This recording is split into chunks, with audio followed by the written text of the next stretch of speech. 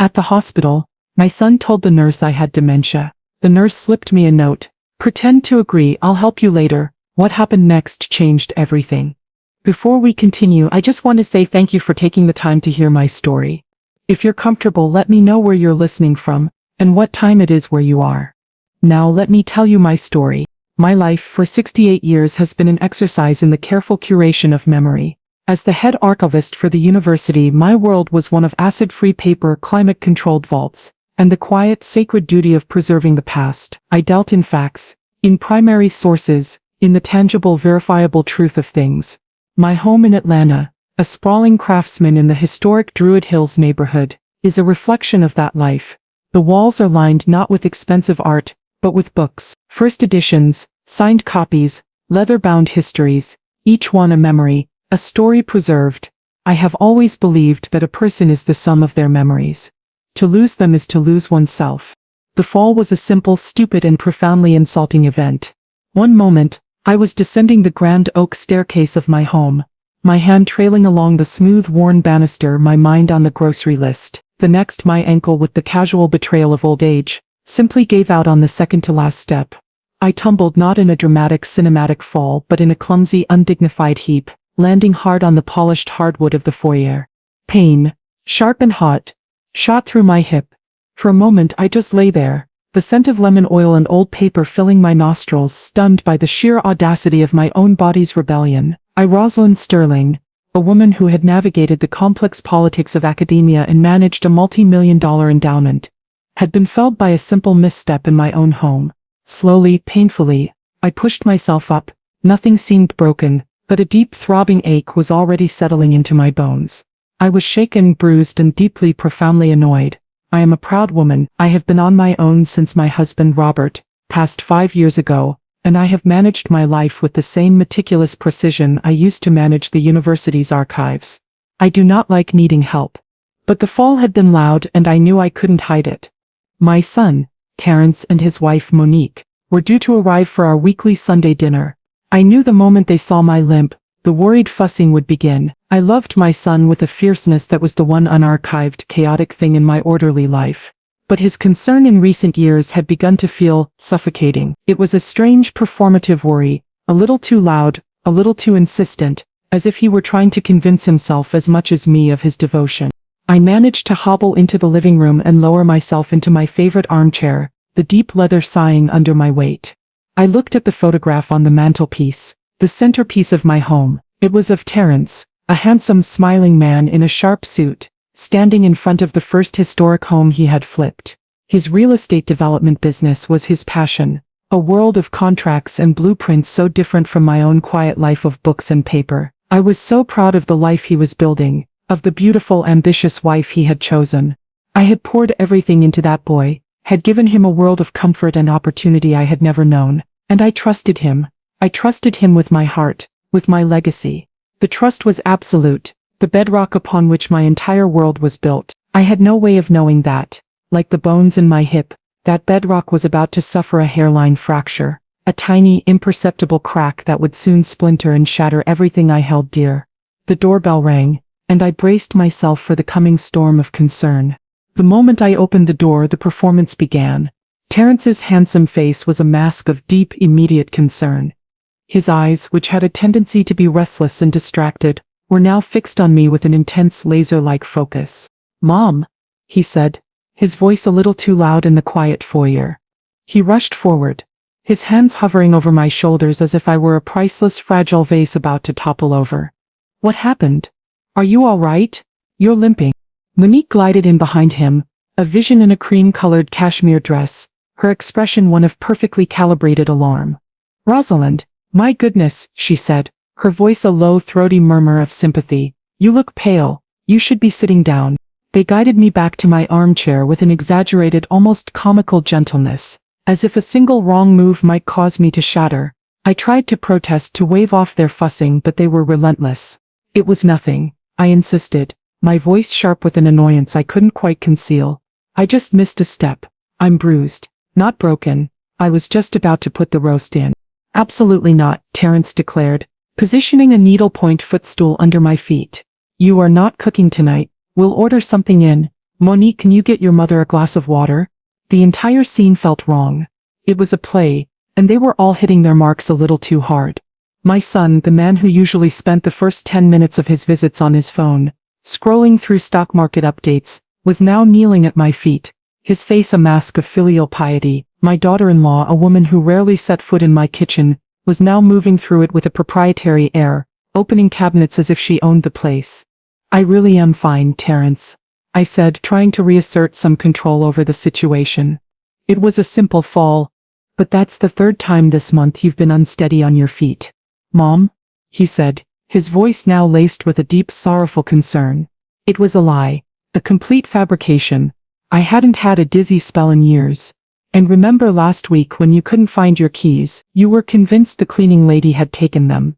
I had misplaced them, I said, my voice turning cold. They were in my other coat pocket. It happens to everyone.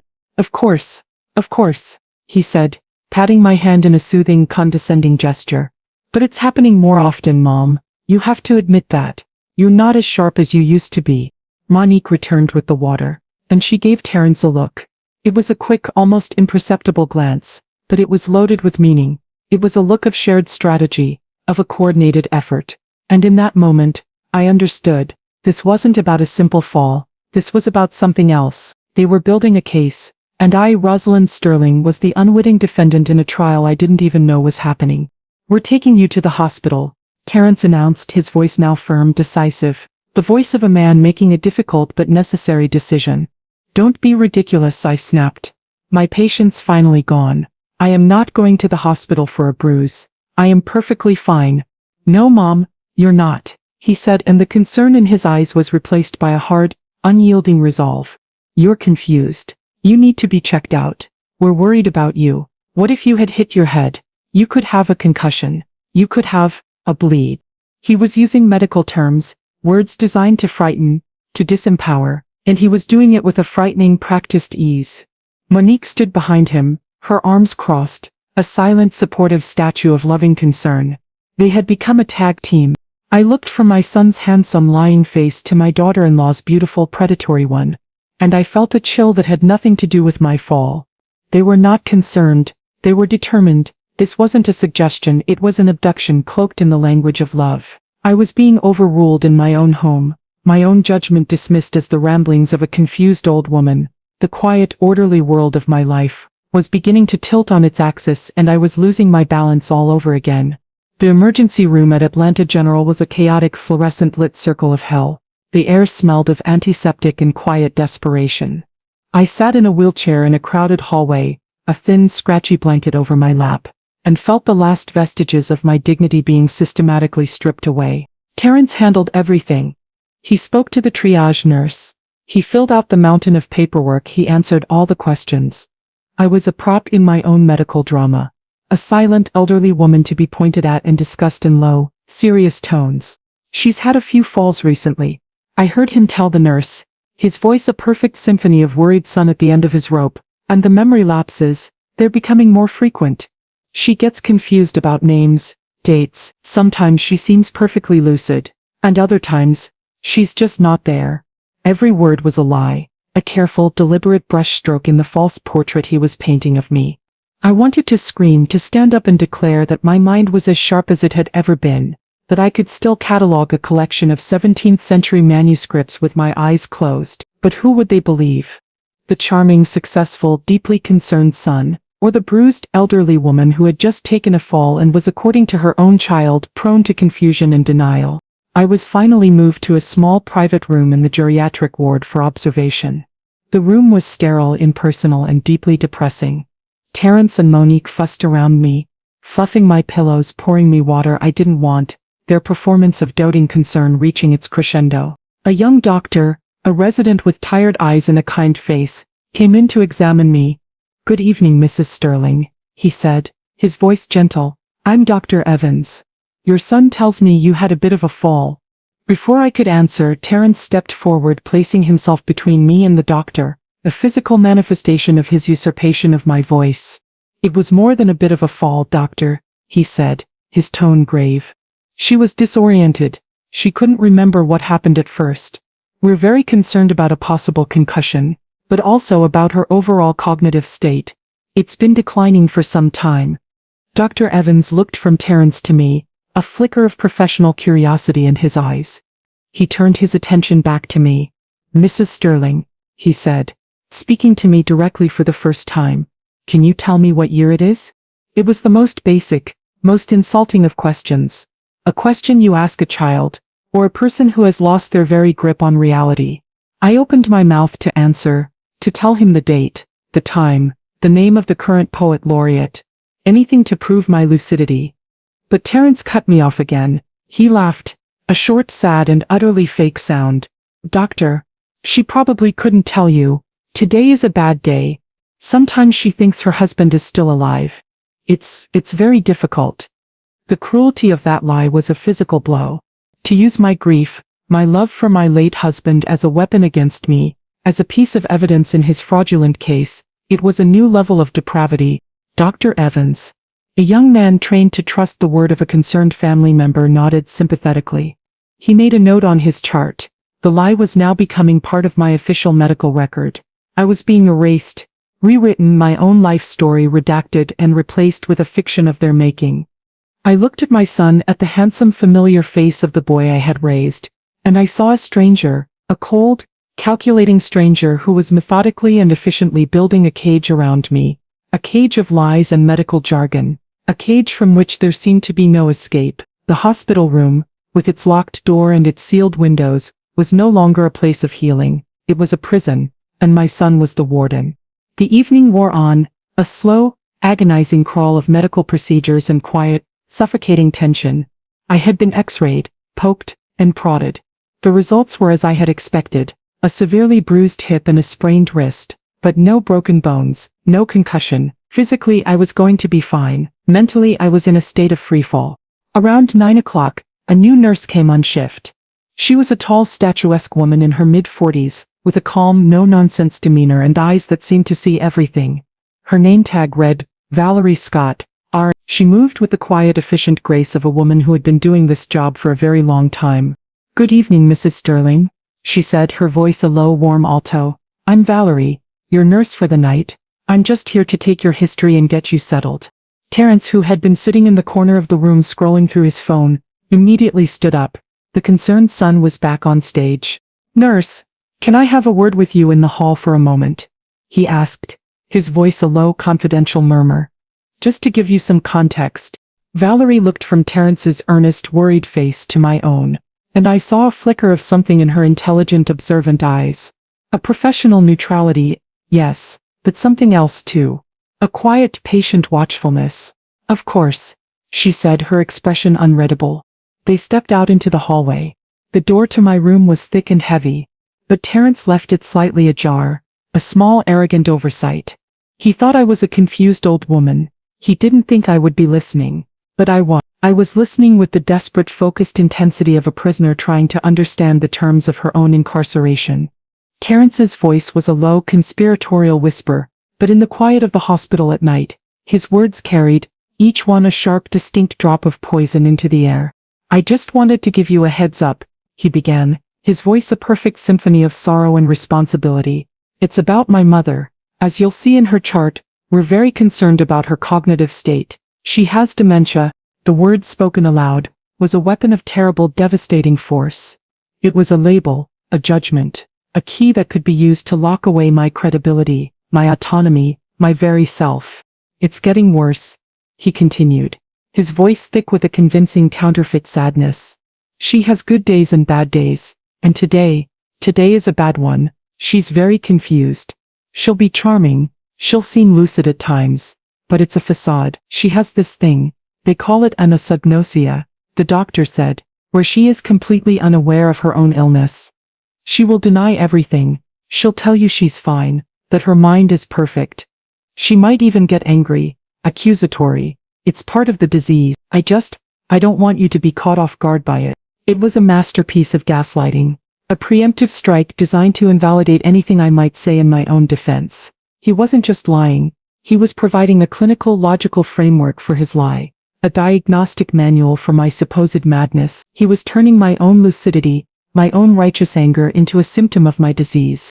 I heard the nurse's voice, calm and professional. Thank you for letting me know, Mr. Sterling. It's helpful to have the full picture. We'll be sure to take that into account in her care. My heart sank. She believed him. Of course she did. Why wouldn't she? He was the devoted, articulate son. I was the confused elderly patient. The narrative was set. The trap was closing. I lay back against the stiff, unforgiving hospital pillows, the fluorescent lights of the room suddenly seeming harsh and interrogating. I felt a wave of pure, helpless despair wash over me. I was alone, trapped in a story that was not my own, a story in which I was the unreliable narrator of my own life. I closed my eyes, a silent, hot tear escaping and tracing a path down my temple. It was over. I had lost. A moment later, the door to my room opened, and Valerie Scott entered, a blood pressure cuff and a thermometer in her hands. Terrence and Monique followed her in, their faces masks of somber, loving concern. They took up their positions like sentinels on either side of my bed, their presence a suffocating physical manifestation of their control. Valerie moved to my bedside, her expression professionally neutral, her movements calm and efficient. "All right, Mrs. Sterling," she said, her warm alto voice a stark contrast to the cold, clinical reality of my situation. "I just need to get a set of vitals and then we'll let you get some rest." She did not look at me with pity. She did not speak to me in the slow, condescending tone one uses for a child or a person of diminished capacity. She looked at me directly, her gaze level and respectful, and in her eyes I saw it again, that sharp, quiet, and deeply intelligent watchfulness. She wrapped the blood pressure cuff around my arm, her touch firm and professional. As she pumped the small rubber bulb, her focus seemed to be entirely on the gauge. Terrence and Monique stood by, their arms crossed, observing the routine procedure with an air of proprietary oversight. "Her pressure has been a little high lately," Monique offered, her voice full of a cloying false concern. "The stress of her condition has been taking its toll." Valerie just nodded, her eyes still on the gauge. 130/85, she said, her voice flat, as she released the pressure. "A little elevated but not dangerously so." She made a note on my chart. Then, in a single fluid and utterly brilliant move, she created the opportunity she needed. As she reached for the pen she had tucked behind her ear, she accidentally knocked it with her elbow. The pen went flying, clattering to the floor and rolling under the edge of my bed. "Oh, for goodness sake," she muttered, a perfect convincing note of mild annoyance in her voice. Clumsy me. Terrence and Monique didn't move. They were too important, too wrapped up in their roles as concerned family members to stoop to pick up a pen. Valerie knelt down, her back to them, her body shielding her actions from their view. As she fumbled for the pen under the bed, her other hand, the one hidden from their line of sight, moved towards me. She slipped a small, tightly folded piece of paper into my hand, which was resting limply on the starched white sheet. Her fingers were warm, her touch a brief, shocking jolt of human connection in the cold, sterile room.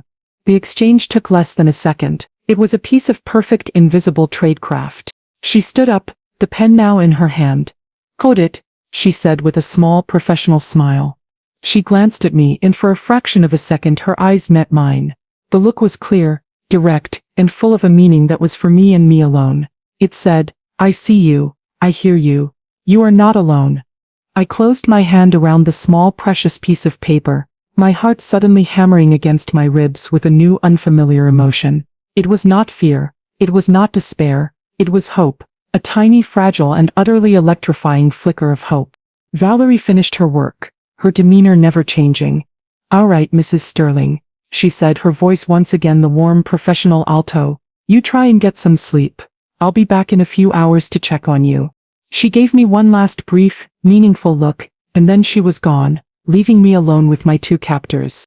I lay there, my body still, my face a mask of weary confusion, but inside my mind was racing. I held the note in my palm, the small secret piece of paper a talisman, a key, a declaration of a secret alliance. I waited until Terrence and Monique had settled back into their chairs, until their attention had drifted back to their phones, before I dared to look. Slowly, carefully, I unfurled the note in my palm, shielding it from their view. The writing was a neat, clear, no-nonsense script.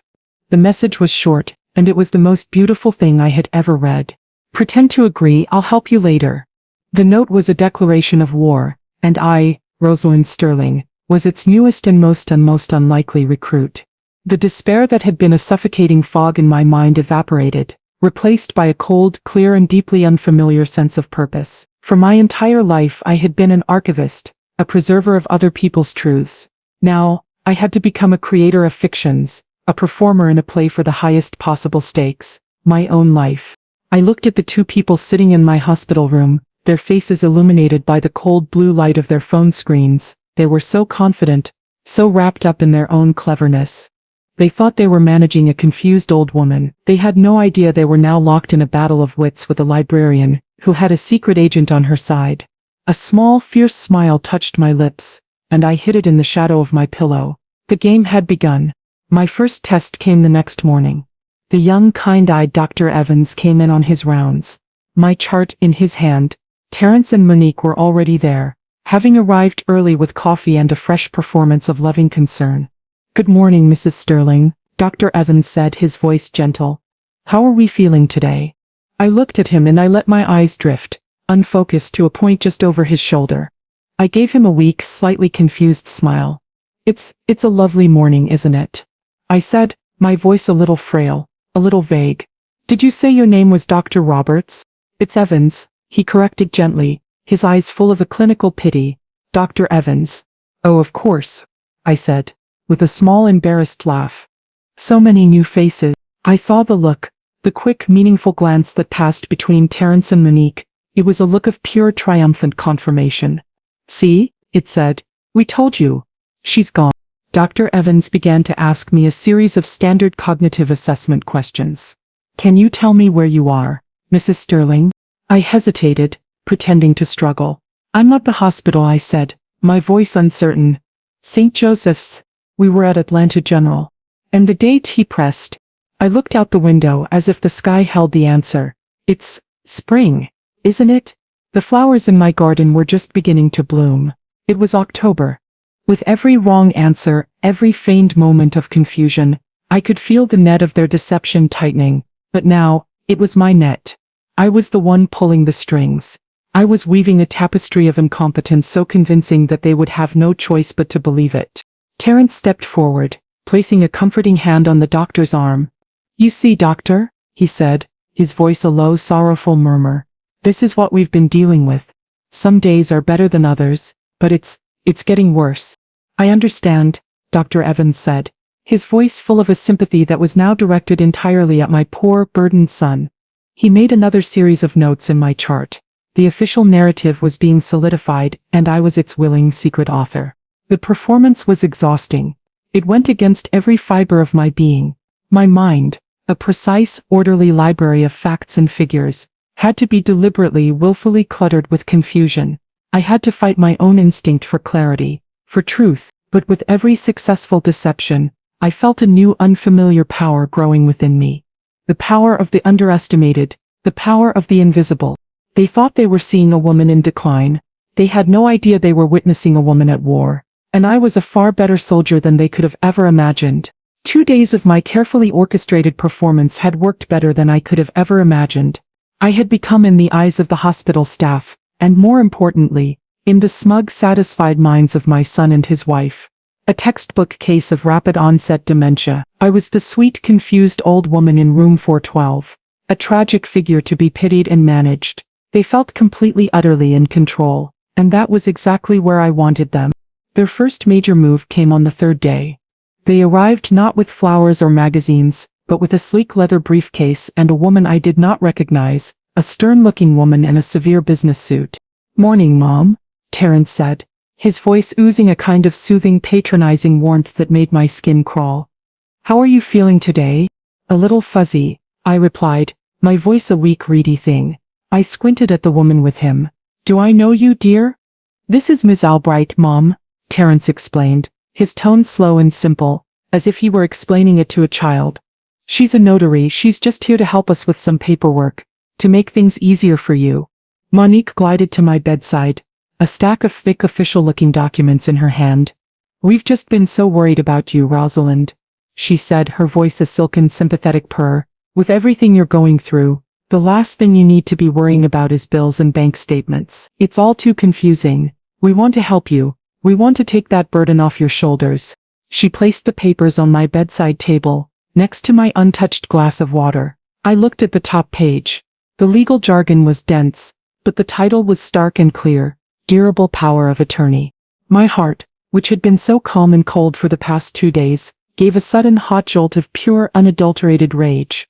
This was it. This was the prize they had been after. The keys to my kingdom. The legal authority to seize control of everything I had spent my life building. My home, my savings, my investment portfolio, my mother's legacy. Everything. I looked at their faces. Terrence's a mask of loving concern that barely concealed the desperate, greedy hope in his eyes. Monique's, a picture of calm, composed sympathy, her gaze as cold and as hard as a banker's heart. The actress in me, the new cunning woman who had been born out of their betrayal, took the stage. I looked at the papers, my expression one of complete overwhelmed confusion. I picked up the top page, my hand trembling slightly, a touch of theatrical genius I was quite proud of.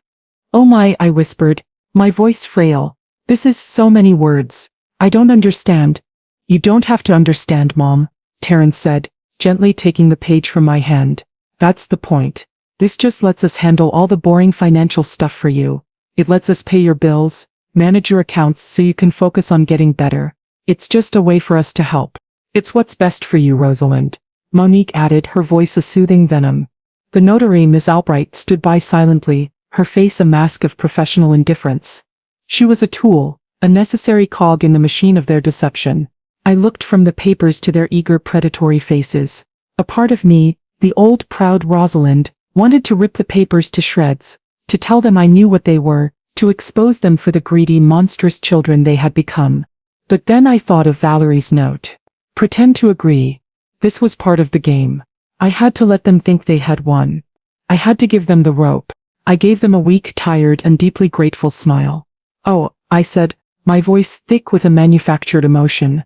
"You two are such good children, always looking out for your old mother. If you think this is best." "We do, Mom," Terrence said, the relief in his voice so profound it was almost pathetic. "We really do." He handed me a pen. Monique helpfully pointed to the signature line. The notary stepped forward. With a hand that I made sure was just a little bit shaky, I signed my name. I, Rosalind Sterling, of sound mind and body, signed away the legal control of my entire life. I watched as the notary applied her official stamp, the thud of it on the paper a sound of both total surrender and ultimate, secret victory. They had the power of attorney. They thought they had won. They had no idea that I had just signed their confession. The moment Terrence and Monique left the room, their faces alight with the smug, triumphant glow of successful predators, the frail, confused old woman vanished. I sat up straighter in the bed, my mind a whirlwind of cold, clear, strategic thought. The power of attorney was a devastating blow, but it was also their most arrogant mistake. They believed the game was over. In reality, I had just acquired my two most powerful pieces of evidence, their clear, undeniable motive, and now the legal instrument of their intended crime. I had to get this information to Valerie. But how? My every move was monitored. A new nurse, a younger woman with a less discerning eye, was now on shift. I couldn't risk a direct conversation. I thought like an archivist. The problem was not the information but its secure transfer. I needed a dead drop. I looked around the sterile hospital room. My eyes landed on the small plastic water pitcher on my bedside table. It was opaque, perfect. I took the pen and a small piece of paper from my bedside drawer and scribbled a quick urgent note. "They have POA. Need to talk. Urgent." I folded it into a tiny tight square, and when the new nurse was out of the room, I dropped it into the empty water pitcher. When Valerie's shift began that evening, she came into my room with her usual calm professional demeanor. "Good evening, Rosalind," she said, her voice a warm welcome sound in the cold, tense room. "How are you holding up?" I gave her a small, meaningful look. "I'm a little thirsty, dear," I said, my voice just loud enough for her to hear. I nodded towards the water pitcher. Valerie's eyes followed my gaze. She was a smart woman. She understood immediately. "Of course," she said, picking up the pitcher. "Let me get you some fresh ice water." She left the room with the pitcher and my note in her hand. The transfer was complete. She returned 10 minutes later, her face a mask of professional calm, but her eyes were burning with a new, cold fire. She had read the note. She understood the urgency. She came to my bedside, ostensibly to check my IV drip. "I have a break in 1 hour. she whispered, her voice a low, urgent murmur, her back to the door. I'll come back then. We need to move, now. True to her word, she returned exactly an hour later. She closed the door to my room. A quiet, decisive click. Okay, she said, her voice all business. Here's the plan. She explained that her own grandmother, a proud, sharp-witted woman just like me, had been a victim of a similar scheme years ago. A cousin had gaslit her, convinced the family she was incompetent, and had drained her life savings before anyone had realized what was happening. The memory was a raw, motivating wound for Valerie. I watched my grandmother lose everything, she said, her voice thick with a cold, old anger. Her home, her dignity, her trust in her own family. I will not let that happen to you. Not on my watch. Her plan was, like the woman herself, brilliant, courageous, and deeply risky. It was two-pronged. First, she pulled a small, incredibly discreet object from her pocket. It was a digital audio recorder no bigger than a tube of lipstick. This is a voice-activated recorder, she explained, her fingers deftly showing me the single simple button to turn it on. The battery lasts for 72 hours. Keep it on. Hidden in your bed. In your pillowcase maybe. You never know what they might say when they think you're asleep, or sedated. In a legal battle, their own words will be your most powerful weapon. I took the small, cool metal device. It felt like a weapon, a shield, a key. Second, she continued, her eyes fixed on mine. This dementia diagnosis they've concocted, it's all based on their word and the observations of a few overworked residents. It's flimsy. We need to blow it out of the water with an undeniable expert opinion. The head of the neurology department here is Dr. Evelyn Chen. She's a legend. She's tough. She's brilliant, and she does not suffer fools. She also happens to owe me a very big favor. Valerie explained that she had already discreetly spoken to Dr. Chen, giving her a vague hypothetical outline of my situation. Dr. Chen was intrigued, and deeply disturbed. Tomorrow morning, Valerie said, her voice a low conspiratorial whisper, you have a scheduled appointment for physical therapy at 9 a.m. I will be the one to take you. But we will not be going to the physical therapy department. We will be making a brief, unscheduled detour to Dr. Chen's office for a full private, cognitive assessment. By the time your son and his wife show up tomorrow, we will have an official signed report from the best neurologist in the state of Georgia, confirming your complete and total mental competence. We are building our own archive, Rosalind, an archive of the truth. I looked at this woman, this stranger who was risking her career, her livelihood to help me, and I felt a wave of gratitude so profound it left me speechless. She was a warrior, a quiet, unassuming warrior in scrubs. She had given me more than a plan. She had given me back my hope. She had given me back my fight. The digital recorder was a small, cold secret tucked inside my pillowcase. Its presence was a comfort, a silent, unblinking ear in the hostile territory of my hospital room. I turned it on with a subtle click, the tiny, almost imperceptible blue light blinking once before going dark. The trap was set. Now all I had to do was wait for the rats to walk into it. That evening a nurse I didn't know came in and gave me a mild sedative, an order no doubt approved, and encouraged by Terence. Just to help you rest, dear, she had said with a kind, condescending smile. I pretended to swallow the pill, hiding it in the fold of my cheek until she left, then spitting it into a tissue. I needed my mind to be sharp tonight. I needed to be a silent, lucid witness. Terence and Monique arrived around 10, believing I would be in a deep, medicated sleep. They moved about the room with a new proprietary air, the quiet confidence of people who believed they had already won. They spoke in hushed, conspiratorial tones, believing the quiet of the room and my sedated state gave them the perfect cover to speak freely. They had no idea that every single one of their whispered words was being captured, preserved in perfect, damning clarity. I lay in the bed, my eyes closed, my breathing slow and even, a perfect performance of a drugged, sleeping old woman. Did you talk to the administrator at the Willows? Monique's voice was a sharp, impatient whisper. The Willows was an exclusive and notoriously expensive memory care facility in Buckhead. I did, Terence replied, his voice a low, tired murmur. They have a private room opening up next week. It's incredibly expensive, Monique. It's an investment, Terry, she snapped back, her voice laced with a cold, pragmatic cruelty.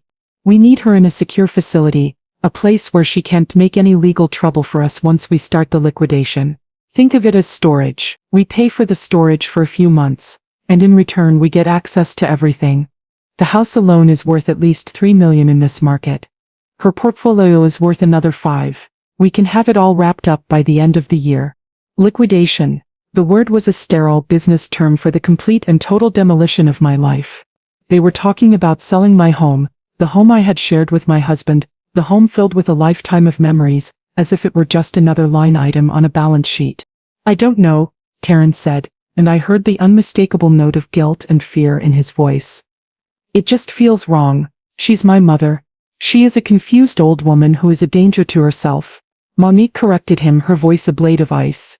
And her money is sitting there, rotting in a low-yield bond fund while we are about to lose everything. Did you forget that the loan payment for the Ansley Park development is due in 60 days? A $2 million balloon payment. Terry, if we default on that, we are ruined. The gallery, our house, everything. Is that what you want? So that was it. The motive. Not just greed but desperation. A failed real estate deal. The carefully constructed facade of their success was about to crumble. And they saw me, my life's work, as their personal bailout package. This is the only way, Monique continued, her voice softening into a manipulative, seductive purr. We are not hurting her, we are protecting her, and we are protecting our future. Once we have the power of attorney fully enacted, we can sell the house, liquidate the portfolio and pay off our debts. We will be free, and she will be safe, and well cared for. It is what's best for everyone.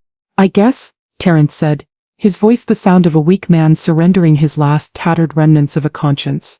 It is, she said, her voice now full of a triumphant finality. We have the power of attorney. We have the doctor's notes confirming her confusion. All we need is to get her transferred, and then we are finally done with this. I lay there in the dark, my body perfectly still, but my mind was on fire. I had it all. Their motive, their plan, their cold, casual cruelty, all captured in their own damning words. The recording was no longer just a piece of evidence. It was a confession, and I couldn't wait to play it for them. The next morning, Valerie Scott arrived at my room at precisely 9 a.m., a wheelchair at the ready. Her face was a mask of bright, professional cheerfulness.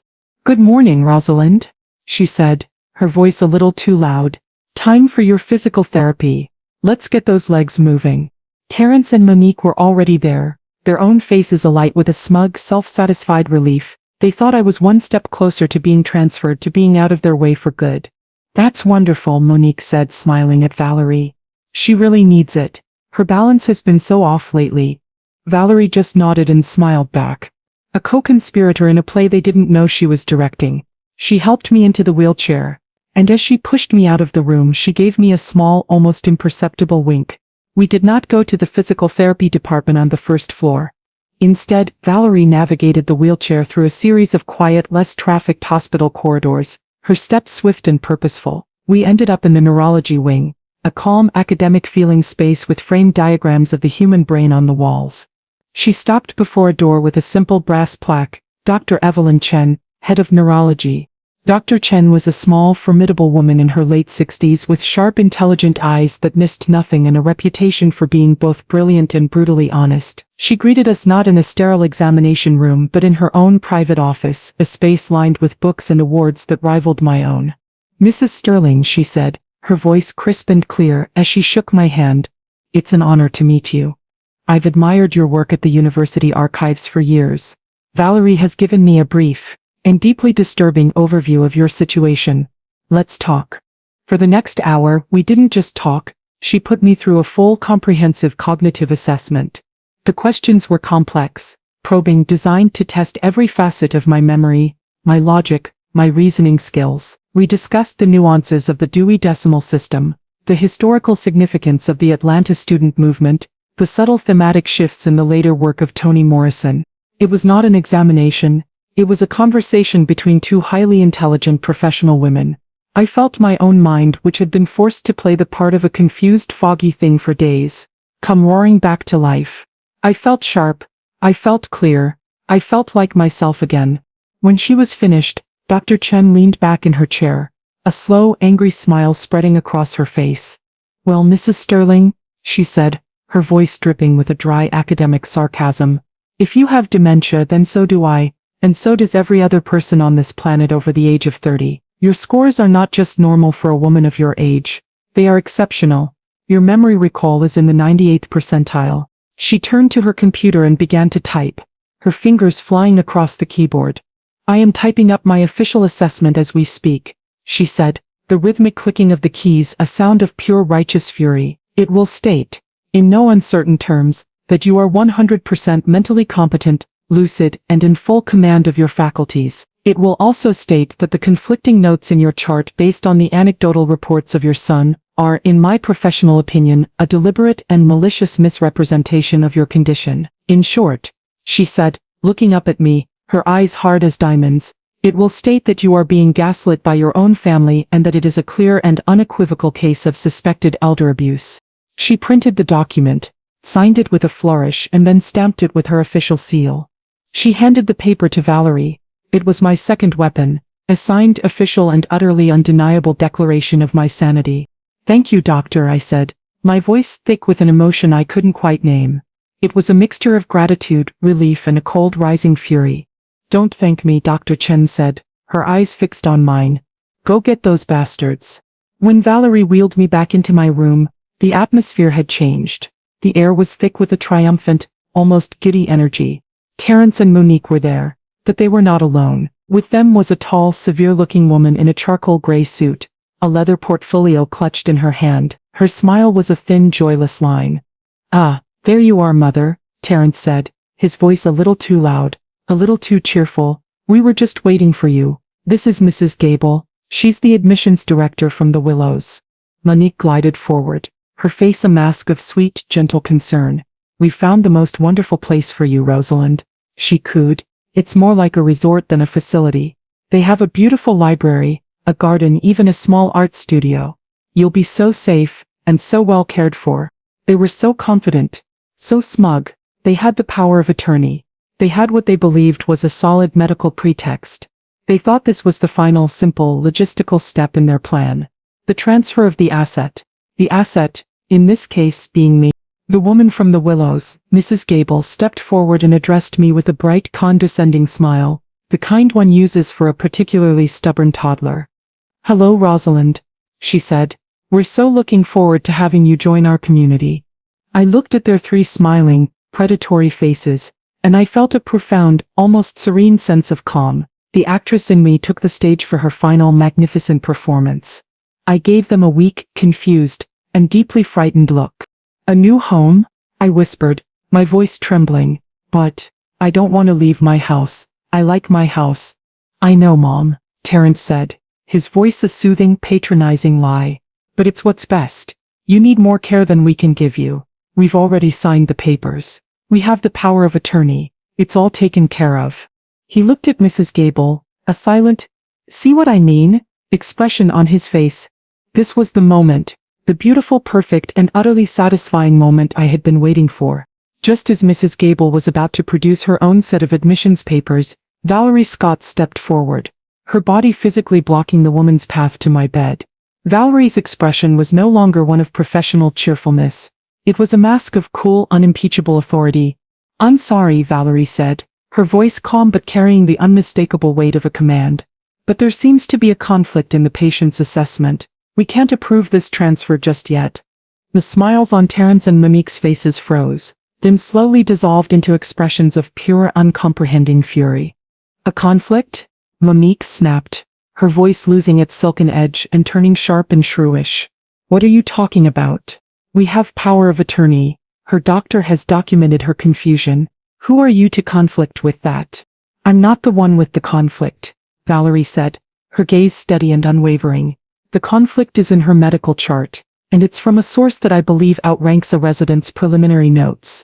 What source? Terence demanded, his voice rising, his own composure beginning to crack. Who could possibly be conflicting with our observations? Valerie gave them a small, cold smile. It was a beautiful and terrifying thing. The head of the neurology department, for one, she said. Dr. Chen would like to have a word with you. In the family conference room. Now.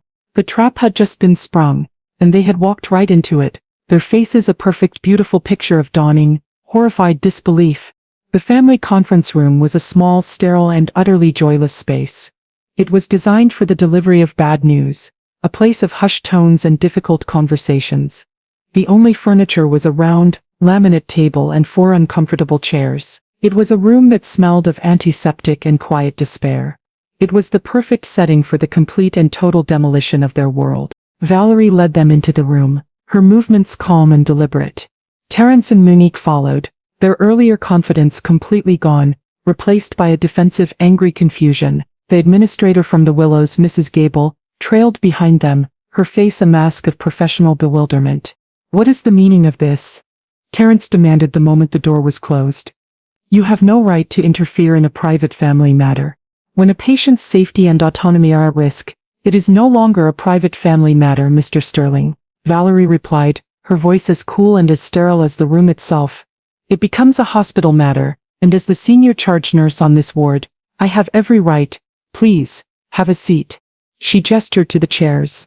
They remained standing, a small defiant cluster of indignation.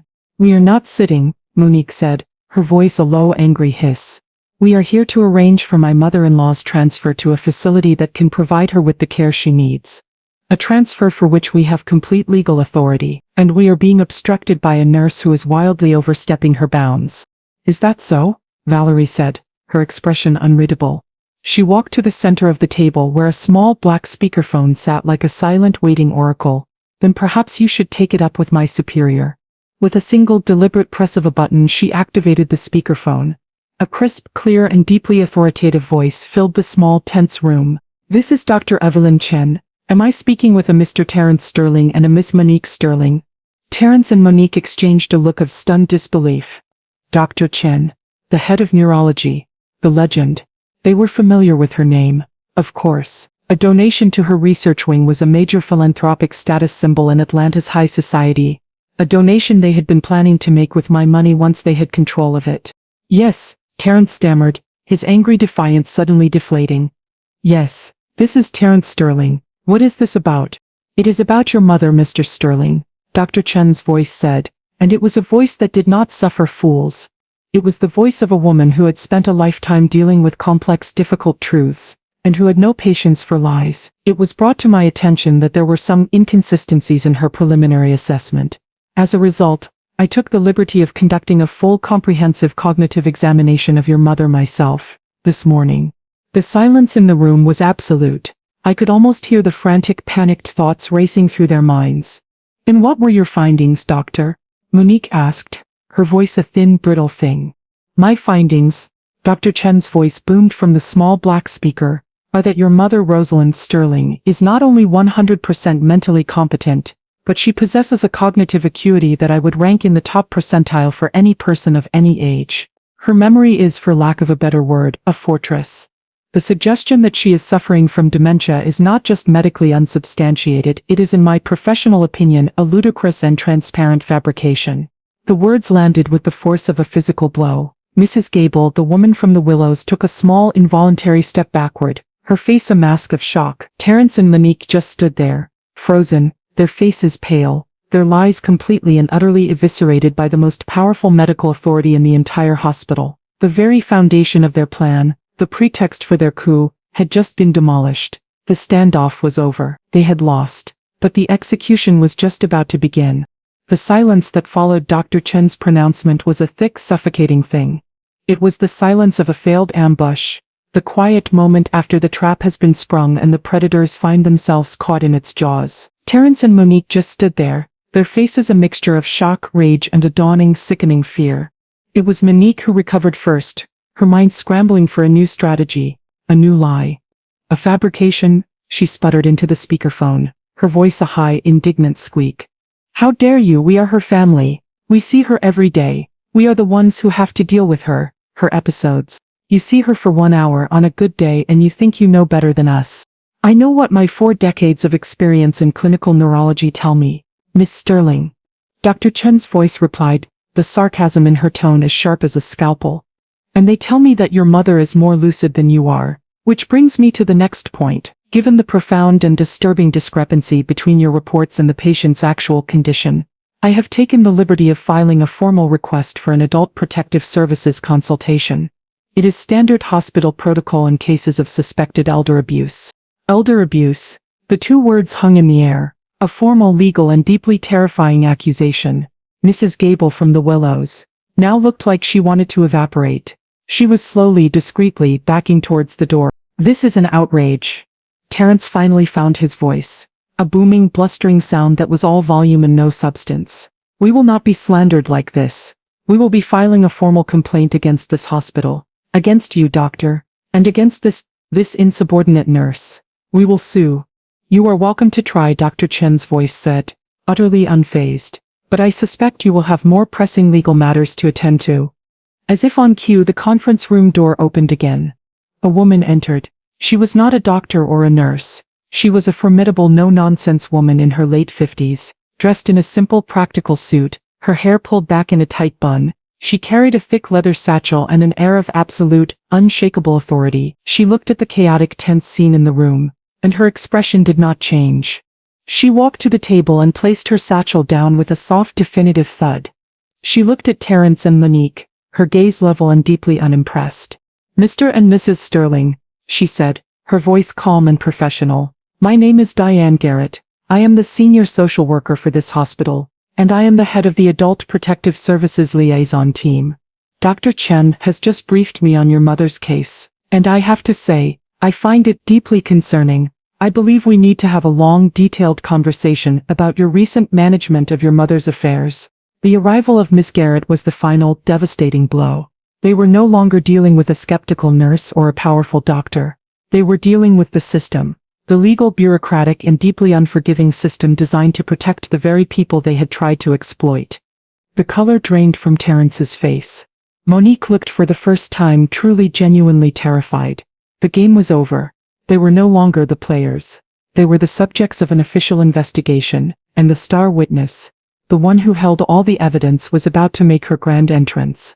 The arrival of Diane Garrett was a masterstroke, a perfectly timed move in Valerie's and Dr. Chen's symphony of destruction. Her presence shifted the entire dynamic of the room. The sterile conference space was no longer a place for a family dispute. It was now an official investigative theater, and Terence and Monique were the unwilling subjects of a formal inquiry. Miss Garrett was a veteran of 1,000 such battles. She had a calm, unflappable demeanor that I knew from my years on the bench was far more intimidating than any shouting or bluster. She moved with a quiet purpose, taking a seat at the table and pulling a notepad and a pen from her satchel. She did not look at Terence or Monique with accusation, but with a kind of weary clinical interest, the look of a biologist about to dissect two particularly unpleasant specimens. So, she began, her voice calm and even, Dr. Chen has provided me with her medical assessment. Now, I'd like to hear from you. Could you please walk me through the specific events and observations that led you to believe your mother was suffering from dementia and required a transfer to a full-time care facility? The question was a beautiful, elegant trap. She was inviting them to repeat their lies, to commit their fraudulent story to the record in the presence of an official agent of the state. Monique, ever the performer, tried to regain her footing. She launched into a dramatic emotional monologue, detailing my episodes of confusion, my dangerous forgetfulness, her voice thick with a convincing counterfeit sorrow. Terence stood beside her, nodding mutely, a silent, pathetic Greek chorus to her lies. Ms. Garrett listened patiently, her expression never changing, her pen moving steadily across her notepad. She let Monique talk for a full 5 minutes, letting her build her own coffin nail by fraudulent nail. When Monique finally finished, her performance ending with a dramatic, tearful plea about how they were only trying to do what's best, Miss Garrett looked down at her notes. I see, she said, her voice still maddeningly calm. In this power of attorney document, it was your idea to have your mother sign it. We were advised by her financial planner that it was the most responsible course of action. Terence finally chimed in, finding a sliver of his old confident voice. Another lie. I see, Miss Garrett repeated. She made another note. And what, specifically, were the immediate plans for your mother's financial assets once you had this authority? We were just going to manage them for her, Monique said quickly, a little too quickly, to ensure her bills were paid, that her future was secure. So there were no plans for any liquidations? Miss Garrett asked, the question as sharp and as precise as a surgeon's scalpel. No plans to sell her home, for instance? Absolutely not, Terence said, his voice full of a shocked indignation that was so false it was almost comical. Her home is her sanctuary. We would never. Miss Garrett looked up from her notepad, and for the first time her calm professional mask slipped, revealing a flicker of pure cold contempt. "That's very interesting," she said, "because that's not what you said last night." And with that perfect theatrical cue, the door to the conference room opened one last time. Valerie Scott wheeled me into the room. My entrance was the final, devastating act in their tragedy. I was no longer the frail, confused patient they had left in the hospital bed. I was dressed in the clothes Valerie had retrieved from my home. A simple but elegant silk blouse and a pair of tailored trousers. My hair was neat, my gaze clear and direct. I was not the woman they had tried to erase. I was Rosalind Sterling, in full and absolute command of her faculties. They stared at me, their faces a mixture of shock, confusion and a dawning sickening dread. I did not look at them with anger. I did not look at them with hate. I looked at them with a profound, sorrowful pity, the look of a mother who is about to deliver the final necessary and heartbreaking consequence for a child's unforgivable actions. "Terence." "Monique," I said, my voice quiet but carrying the unmistakable weight of my old judicial authority. "I believe you two were discussing my finances." Before they could respond, before they could even begin to process the new, terrible reality of the situation, Miss Garrett, the social worker, reached into her satchel. She pulled out the small lipstick-sized digital audio recorder Valerie had given me. She placed it on the center of the table and connected it to a small portable speaker. "I believe this is relevant to our conversation," she said, her voice flat. And then, she pressed play. The room, which had been so tense and quiet, was suddenly filled with their own voices, their own hushed conspiratorial whispers, captured in perfect damning clarity. "Get her transferred to a facility so we can finally be done with this." Monique's sharp, impatient voice echoed from the small speaker. "The house alone is worth at least $3 million in this market. Her portfolio is worth another 5. Terence and Monique stood frozen, their faces ashen. They were being confronted with their own, undeniable words, their own greed and cruelty played back to them in a sterile conference room, witnessed by a nurse, a social worker, and the very woman they had been plotting to destroy. The recording continued. "She is a confused old woman who is a danger to herself," Monique's voice said, a chilling echo of her earlier performance. "And her money is sitting there rotting while we are about to lose everything." I watched my son's face as he listened to his own weak, pathetic surrender. I guess, the sound of his own weakness, his own complicity seemed to finally break him. A low guttural sob escaped his throat, and he staggered back, collapsing into one of the chairs, his face buried in his hands. Monique just stood there, her beautiful calculating face a mask of pure reptilian hatred. She looked from the recorder to me, her eyes burning with the fury of a predator who has been outsmarted, outmaneuvered and utterly, completely defeated. When the recording finished, a profound and terrible silence filled the room. The evidence had been presented. The case was closed. There were no more lies to be told, no more performances to be given. There was only the ugly, unvarnished and unforgivable truth. Miss Garrett turned off the recorder. "I believe," she said, her voice cold and final, "that I now have everything I need to file my report with the district attorney's office. Conspiracy to commit fraud, financial elder abuse. I imagine they will be very, very interested." The aftermath was a swift and silent demolition. Faced with the irrefutable evidence of the audio recording and Dr. Chen's official assessment, Terence and Monique's fraudulent world collapsed. The hospital's legal team, in conjunction with Ms. Garrett's report to the DA's office, initiated proceedings for conspiracy and attempted elder fraud. Their assets were frozen. The few they actually had that weren't tied to me, and they were facing a future not of inherited wealth, but of courtrooms, legal fees and the very real possibility of prison. I did not press for the harshest charges. That was not my way. My victory was not in their punishment, but in their complete and total disempowerment.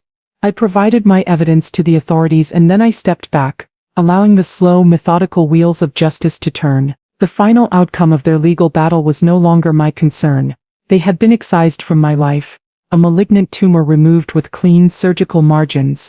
What changed everything was not their downfall, but what rose from the ashes of my own life. The betrayal had left a gaping void, a space that had once been filled with a mother's love, and a proud, if naive, trust. I knew I could not leave that space empty, lest it fill with bitterness and regret.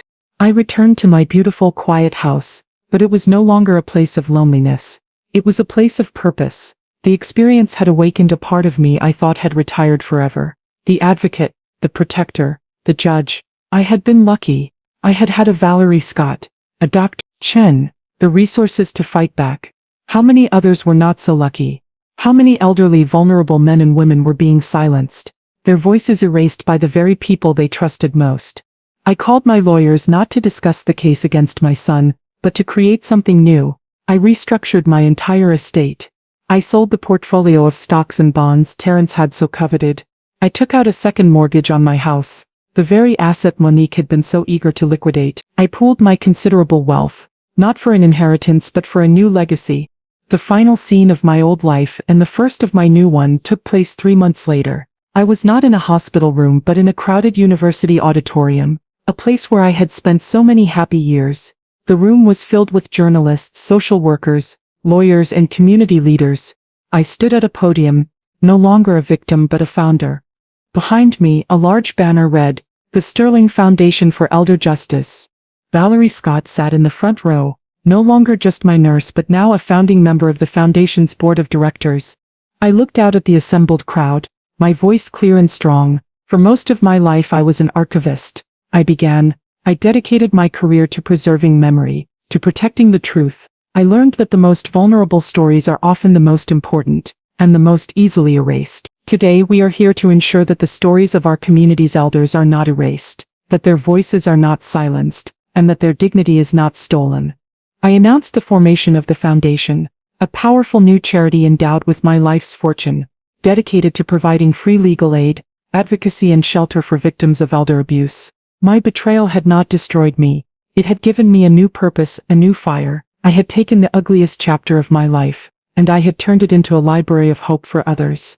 From the back of the auditorium, I saw a familiar figure slip out the door before the applause began. It was Terence.